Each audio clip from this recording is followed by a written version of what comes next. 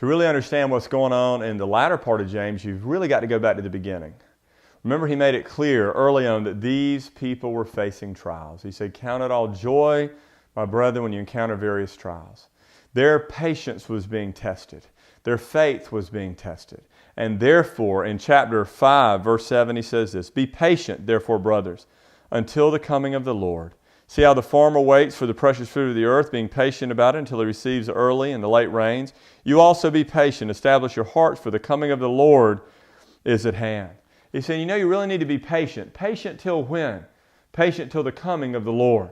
And just as we don't determine the seasons, and we don't determine the rains, and we don't determine whether the crops get the water or don't get the water, nor do we determine when Jesus Christ returns. But here's what he is saying. The real driving force that wakes the believer up every morning, or should I say, should wake the believer up every morning, is that we know beyond a shadow of a doubt that although we are in the midst of the world that hates Jesus, that we are in the midst of the world that doesn't stand for the glory of God, that we are in the midst of the world that is under the authority of the prince of the power of the air, that our Lord, our Messiah, Jesus Christ, he is coming back to get us. And regardless of how bad the circumstances are, regardless of how bad the trials are, regardless of how bad the situation is, Jesus Christ will return. And James is saying, let that drive you.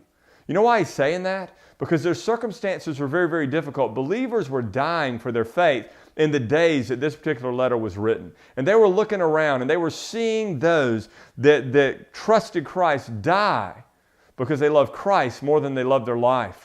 And he's saying, what are you going to live for when the circumstances are like that? What are you going to live for when the heat rises like that? He says, live for the glory of God and know that any day now Jesus Christ will return. And when he returns, he's going to take you with him. Listen, I can't guarantee you that your day is going to be any better tomorrow when you wake up. And I cannot guarantee you that your finances are going to turn around or that the pain of life is going to go away. But I can guarantee you this, Jesus is coming back.